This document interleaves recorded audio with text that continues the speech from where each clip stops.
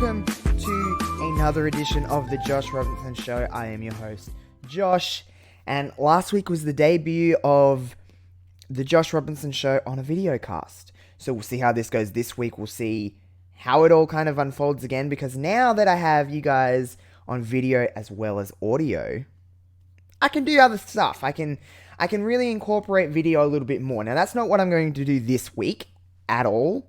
This is still going to be, I still want to make this like, so you can watch and you can listen, and it doesn't really make too much of a difference. But I do want to do some like video exclusive episodes and have you be able to see what I'm sharing my screen and whatever it may be. So I want to do some stuff like that. We'll see how it goes. We'll see where we kind of go with that. But, you know, again, essentially this is still a podcast. This is still just a video cast.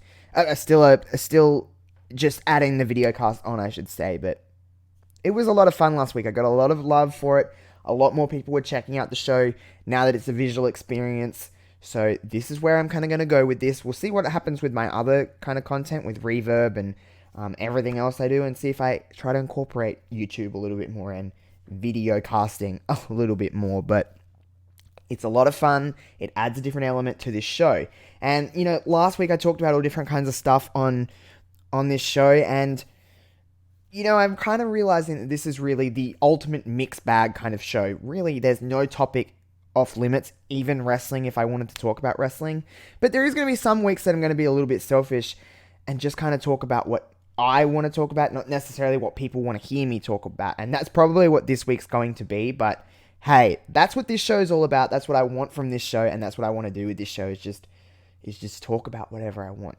That's kind of the vibe that everyone's feeling from this. It really is a show for anybody, because it covers so many different kinds of aspects of pop culture and entertainment and whatever. It really is that kind of podcast. And, you know, it's been a bit of a different kind of week for me.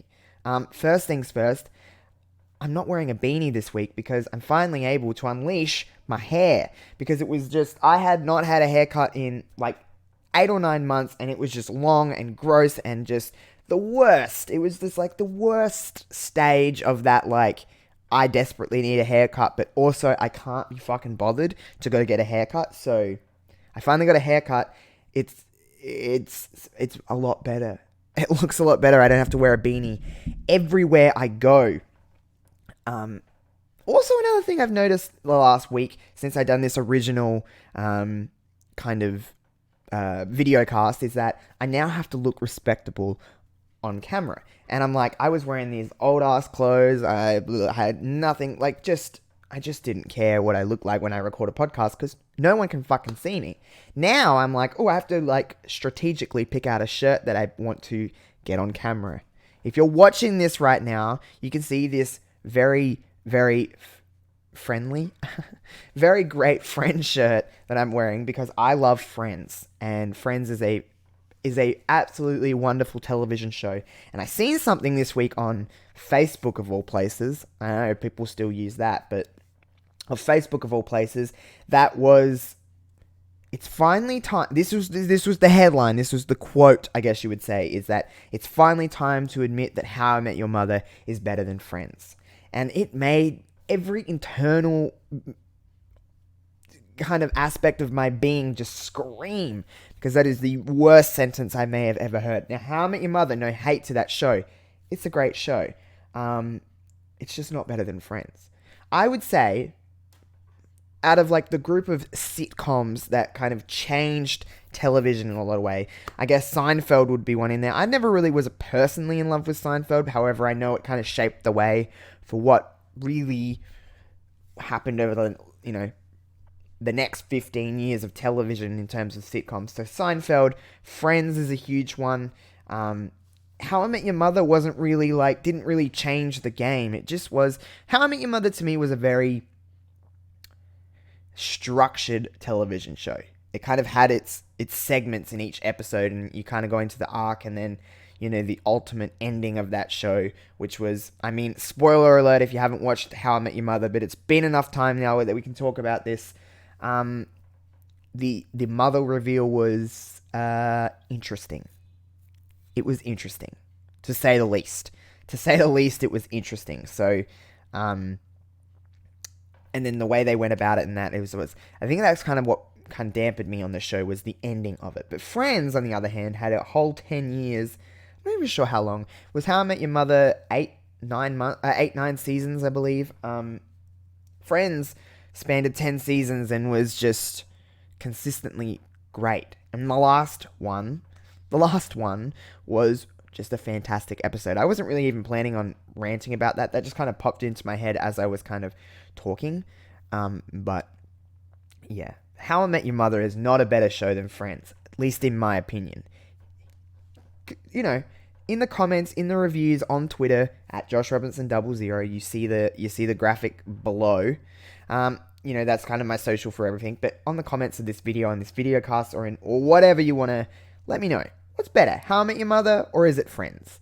And if it is How I Met Your Mother in my mind, convince me. Convince me why it's better. I'm happy to listen, but in my opinion, Friends is better than How I Met Your Mother. But whatever it may be. It is my Friends shirt. That's what the kind of topic of this is how this kind of got brought up. But it is my Friends shirt, and it's just, I just love it. It's so basic and simple, and it's black. Who doesn't like wearing black t-shirts? I know I do. But this week I wanted to talk about, I said that might be a little bit selfish this week, and this may not be the topic for everybody, but something I've been thinking about in a little while, I talked about Red Dead Redemption last week, or Red Dead Redemption 2, I should say, last week. And, I know video games and maybe open world games or whatever isn't everybody's cup of tea, but you're not going to be able to please everybody talking about the things that you like or you want to talk about. But it kind of got me, I don't know, watching a whole, vast majority of stuff about Rockstar games and open world games, and specifically going into that world of GTA 5 and the kind of controversy that surrounded Grand Theft Auto 5. Now, for anyone that doesn't know what Grand Theft Auto is or isn't really, familiar with those kind of games, Grand Theft Auto 5 or the Grand Theft Auto series is kind of Rockstar Games' open world, open map kind of game where you basically have to find out, the objective of the game, I guess, is to be a successful criminal. I guess in a lot of aspects, there's of course other things that happen, but basically you're being a successful criminal. I believe the first Grand Theft Auto came out in like the late 90s, and it was like from the top down. Everyone probably remembers on like PlayStation 1 or N64, and you would drive from the camera was up here, and it wasn't what we see now on Grand Theft Auto, but kind of evolved with Grand Theft Auto 3 was the first like 3D kind of open world experience for Rockstar Games and Grand Theft Auto and the Grand Theft Auto series. And then it kind of evolved from Vice City and San Andreas, GTA 4, GTA 5. There's a lot of Grand Theft Autos, and they kind of come out in the spans of every 4 or 5 years, a little bit longer sometimes on, it's kind of spanned the console generations and stuff like that. And it really has become a juggernaut of video games. I think Grand Theft Auto 5 is the biggest selling video game of all time, or at least one of. I'm not exactly sure. I could be speaking out of my ass, but it is one of the biggest selling video games of all time. It's constantly still a number one seller, and it originally came out back in 2013, so it's now 6 years, and it's been dominating the landscape of sales and just marketability and playing, and a lot of people still play these games with GTA Online and stuff like that. But I'm not really here to boast about its kind of credentials and stuff like that. I was kind of going into the controversies that surrounded GTA 5 because I know there was a lot, especially in Australia, and I'll kind of get to that in a minute. But there's a lot of controversy surrounding this game with its, I think in just video games in general, there's a lot of people saying that video games cause a lot of violence and make people do violent things. I don't necessarily think that's the truth. I mean, I play a lot of these games, and I'm not going out and, killing people. That's not what I do. But nonetheless, it's still a subject that's talked about a lot, is the fact that this is a thing that happens, and this is a thing that people kind of, I guess they kind of point the finger at. But that controversy aside, there's a lot of things with these games, politicians always kind of criticize Grand Theft Auto or violent games in general, but when it comes to Grand Theft Auto, I'm going to be looking down at my phone here, so apologies if you're watching this video cast and I'm not looking, I'm kind of distracted. I'm not on Twitter or anything. I'm just on the Wikipedia page. You can't really see that. It's just a Wikipedia page kind of going over some of these controversies surrounding GTA 5. So I'm going to read this little blurb just to kind of get you up to speed with everything, and then we'll break it down. So Grand Theft Auto 5 is an open-world action-adventure video games developed by Rockstar North and published by Rockstar Games. Upon its release, which was originally for PlayStation 3 and Xbox 360, on September 17th, 2013, the game generated controversies related to its violence and its deception of women. A mission that requires players to use torture equipment in a hostage interrogation polarized reviewers who noted its political commentary felt that the torture scene was in poor taste. The mission also received criticism from politicians and anti-torture charity groups. The game became subject to widespread online debate over its portrayal of women, particularly in the wake of the backlash against GameSpot journalist Carol Petite after she claimed the game was, it didn't perceive women in a very nice way. So more than 20,000 largely negative comments, many journalists defended her right to an opinion, and the gaming community's hostility towards criticism. Lindsay Lohan has filed lawsuits against Rockstar in allegations that characters in the game were based on her likeliness, and Target Australia, the television shop, Target, Target's Australian division pulled the game from their 300 stores following a Change.org petition that claimed the game encourages players to commit sexual violence and kill women. Despite the petition being criticized and misleading as portrayals of sexual violence, the game allegedly being illegal in Australia. So, Target Australia did not stock or sell Grand Theft Auto 5 a little bit after it came out because of all this stuff. So there's obviously a lot of controversy surrounding Grand Theft Auto, its kind of perception of women. It is a very violent game. I'm not going to say that it isn't.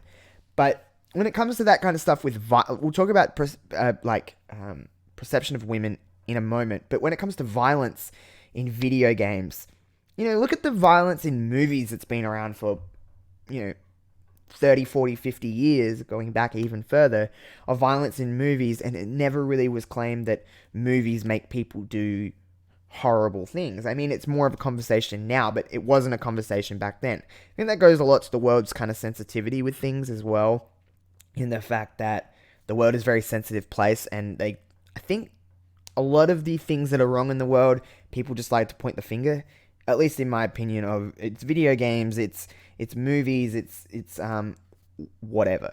But when it comes to violence, yes, Grand Theft Auto is a very violent game, and a lot of people, it wasn't just that, I was just kind of giving you up to speed, kind of snippet of where we're at if you didn't know about these. But I've been watching a lot of documentaries and a lot of things on YouTube, and just, searching the internet for the last couple of days in preparation for this, to just kind of run past some of the things that people really truly think. And not only that, just some of the things that, when it comes to violence in these games, of how it kind of affects the world. But, I was watching a lot of stuff about this with, in terms of Grand Theft Auto and the kind of perception. Yes, it is a very violent game, and a lot of people say that, a lot of kids play these games and stuff like that. Now, first things first, when it comes to kids playing these games. Now, there is a rating on the bottom of these games, and there's ratings all throughout the game, and, marketing material that says this is not for children, for one. So, really, that to me kind of sets that away from the argument of that, because they're not marketed towards children, they're marketed towards adults and, mature content and extreme violence and sexual violence and drug use and so on and so forth. So the children thing is based on what, is accessible to a child. I mean, yes, okay, admittedly, I did play these games as a kid. However, I didn't know what the fuck was going on in these games. I was just doing these games, and again, I will state, I'm not a murderer. These games didn't make me murder people, so I think I'm doing pretty well fine. I think when it comes to violence in these games and perceiving it as, it causes people to do horrendous things because you can act out in these games what you're going to do to kind of the world. I think it's a pretty crazy person that has to do that. Like, I'm crazy, but not in that sense of that I'm going to go and kill people. So I genuinely, like, in my head, don't understand the argument, because unless I understand the argument in the case of, like, a crazy person going and doing this and playing it out in the game and then going and doing it, or getting urges from these games to go and do it in real life. Okay, maybe, but why should we have to feel the right of that person doing these horrendous things and play the blame game? It's like that person made the choice to do that. I don't think these games give you ideas on how to kill people in the sense of that kind of... You're playing a game. I've watched a lot of movies with a lot worse stuff that's in Grand Theft Auto 5 or whatever game. It's a lot more than just Grand Theft Auto. I think Call of Duty gets a lot of this. A lot of those very intense games. Any open world game, Saints Row, they all kind of got these treatments over the years. But violence aside, it's perception of women. Now, this is a little bit different because while I feel that Grand Theft Auto is a lot different than it used to be when it comes to its perception of women, I've got another kind of article here. So again, apologies of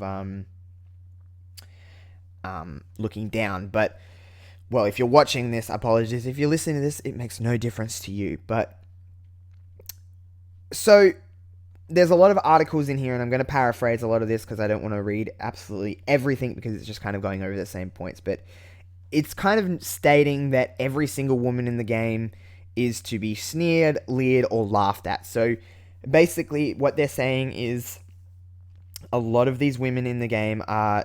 So this is an actual quote. They're either there to be rescued, shouted at, fucked, to be seen fucking, put up with, killed, heard prattling away like druids, or on their mobile phones or shopping.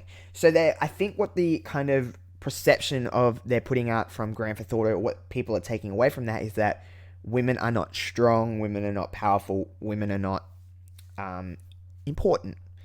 And the argument's there for that. I'm not even going to try to defend that because it's not like GTA has ever let you play. There's never been a protagonist that has been a female. We've always got males in these games. And I think that's something that we should see out of these games, to be honest, is women who are badasses, who can just, that's a lot of the way entertainment has gone, and, movies and stuff like that. You look at superhero movies and there's so many lead women in these roles now.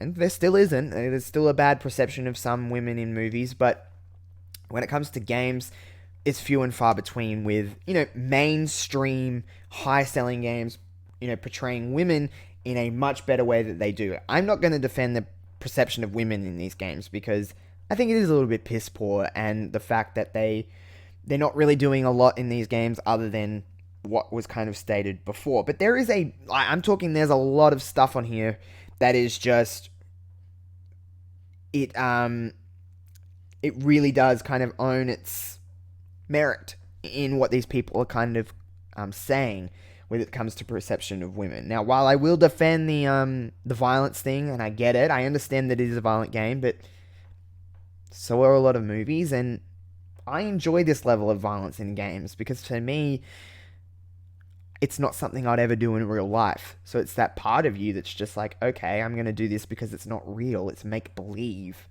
I mean, I watch pro wrestling, guys. I can live in my imagination if I need to. And I'm not going to do these things in real life. So I understand it's violent, but so are a lot of things. But anyway, I would defend the violence thing, to my grave. But this women thing, I really can't defend, and I don't want to defend. Because it is very much like that. Again, looking down, reading this kind of stuff here. So they basically are saying in a lot of these things that the diversity from man to woman is not equal in this game in particular, Grand Theft Auto 5, and the Grand Theft Auto series in general. And I can completely agree with that. I think Grand Theft Auto 6 and beyond, we need to do something more with women. I think that's been a lot of people thought that we got 3 protagonists in Grand Theft Auto 5 with Michael, Trevor, and Franklin. And I think a lot of people thought that one of those spots would have been for a woman. And me included. I'd like to play as a woman in Grand Theft Auto. Be cool. Go around and bash people with a woman. Hell yeah. Be a successful criminal with a woman. Hell yeah. I'm all down for it. Now there is female characters within these stories, isn't it? There is, and there is a lot of cool female characters, but the ratio is not there, and it's something that they need to step up. Gaming alone, I think the market towards video games in general used to be predominantly males, but I think in 2019 and beyond, a lot more women are playing video games. It's not becoming like a guy thing to do anymore. I think, especially for people my age, there's a lot of the ratio is nearly 50-50. It's just people playing video games now. The divide is no longer there, at least in my opinion, for video games and whatever it may be with that. So I think women need to have a more predominant role in Grand Theft Auto and many video games, just in general, that don't need to be just, girly games. They can just be cool games that a dude can play, a woman can play, and just have a good time. It doesn't matter what it is. So female perception in video games in general, I think, needs to be improved on, because I think it is a thing. I think there's culturally a thing that's just going on with women in general. You look at women in sport, women in wrestling, women in entertainment, the Me Too movement and whatever it may be. So I just think it's culturally, video games need to step up and get on the level of the world. And I think it needs to be perceived a little bit the way. So that's one thing that I do agree with. Now, I want to talk to you about Target Australia pulling these games from their shelves and no longer selling these games, because I kind of mentioned it before, and I wanted to kind of break it down as being an Australian and living in a town where the only place I can really go and buy a physical copy of these games is Target, and that's the only thing that's close to me, other than buying it on like the PlayStation Store or something like that. But so in December of 2014, so a year and a bit after this actually came out, Australian department store Target removed the game from their 300 stores after customers complained about deception and violence against women, and a change.org petition got more than 40,000 signatures. So in a public statement, Target Corporate Affairs Manager Jim Cooper said that the decision was reached following extensive community and customer concern about the game. The same week, another division of Wesfarmers, Kmart Australia, which is like another, I don't know if Kmart's everywhere in the world, but also pulled the game off their shelves. Take-Two Interactive CFO Stratus Zenkley, I can't say that name, but whatever, publicly expressed the company's disappointment the game had been pulled for the retailers, and affirmed that he stands behind our products, the people who create them, and the customers who play them. So IGN's Luke Riley called the Change.org petition misinformed, stating that it complains about insensitivities for committing sexual violence as a game is untrue. Sexual violence in games is forbidden by Australian Classification Board, and thus the game would have been refused classification. So for anyone that doesn't know, Australia, out of everywhere in the world, has a very strict sexual and violence act against video games. So a lot of well, not a lot, a small majority of games that are available in the UK or in the States are not available here. I can't think of them off the top of my head, but Australia is very strict with its perception of things in video games and in movies and stuff like that. A lot of edited versions of games and movies come to Australia, hence why we get a lot of things late and stuff, because the classification board is way stricter than anywhere else in the world. So I don't know if a lot of people know that. So a lot of edited versions of things come over. So when Grand Theft Auto came over, that was the kind of perception of us in this country. Would we get an edited version of Grand Theft Auto 5? That never happened. That never happened in this country. We got the same version as the States, as the UK, as wherever in the world. So I think a lot of people were kind of expecting that some kind of backlash was going to come out about this game. I mean, it did everywhere in the world, but especially in this country with its classification laws. So back to the article, there was a lot of things with the classification board when it comes to perception of women, and Target stood by their choice to refuse the stock of the game, and they were obligated to respond to the petition's wide support, because there was so much support of it. They kind of had to cave and be like, we're not going to stock this because our consumers no longer want it, or they no longer feel it's okay to have it in the store. So that was in December of 2014. So, I mean, that's a year and a bit after it came out. I do remember buying, you know how when GTA 5 came out, it was on last gen, it was on 360 and PS3, and then it kind of came to the next gen, Xbox One, PS4. I do remember buying my PS4 copy from Target, so it would have been just before this all went down, and then you could no longer get these games at Target and Kmart. So a lot of these things have been kind of, I guess, a lot of the... I don't know how it's going to go in the future, because Grand Theft Auto 6, you look at GTA 4 to GTA 5 and the controversy surrounding it in this day and age, or even in 2013, as to when GTA 4 came out in 2008. The world keeps getting more sensitive, and the world keeps taking more action to things they don't feel is necessary to have access to. Especially in this country, it's very hard. So I think classification boards in this country are going to have a grand old time with whatever kind of perception is with Grand Theft Auto 6 or whatever is next for Grand Theft Auto. Now, the same thing did not happen for Red Dead Redemption. If you're wondering why it's because it's very different. It's not taking place in a current day setting. Grand Theft Auto 5 is based in modern California in that time period. So I think a lot of the violence that happens in the States, when it proceeds to, violence with guns and whatever, and just everywhere in the world, is that it's a perception of what life is like now. When Red Dead Redemption is a perception of what life was like, back when you rode horses around and you were a cowboy.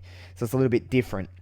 When it comes to Grand Theft Auto and its future, it's concerning as a fan of that game, because I don't know if I'm going to be able to get the same kind of authenticity out of a modern world as I can because of perception of it and what is allowed in a video game. I think in kind of summary of all of this, what I'm getting to with my point is that I think video games are going to be, although they're upgrading technology and it's very lifelike and it's very it feels very modern. You're kind of playing life at your fingertips. But I think in the next 10 to 15 years, or even the next 5 years, I think laws are going to change with games of perception of violence especially, and just perception in general of things, because I think we're in for a little bit of a shock with what we're allowed to have at our fingertips. I think movies included, and that you look at the level of violence in movies and television and just in the entertainment world, is that it's very high. And I think we're going to get to a peak, and then eventually it's just going to have to come down, because politics is going to get involved, petitions like this is going to get involved, and you're just not going to be able to have that same level of violence and perception of violence at your fingertips anymore. But all in all, I'm all for these kind of games.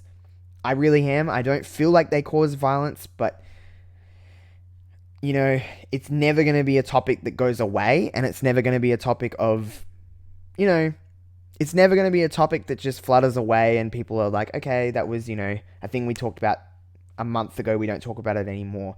Especially when these games get released, it's a lot bigger than we're kind of talking about now.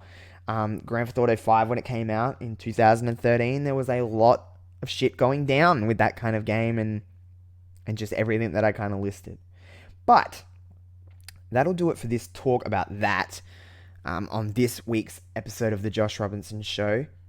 I'm not going to do any recommendations this week because it doesn't really fit. I'm not going to do them every week. It's just going to be kind of when I kind of feel like, because it's my show. Do what the fuck I want. Please rate this podcast, or if you're videocast, rate this podcast 5 stars on iTunes. It really does help, with the and leave a review. It just gets us up in the algorithm. It makes it a lot easier for me to keep doing this. Make sure to leave a comment, a like, a sub on the YouTube if you're watching this as a videocast. Make sure to follow me on Twitter at JoshRobinson00. Follow everything I do. Wrestling Reverb on Fridays on Brainbuster Radio.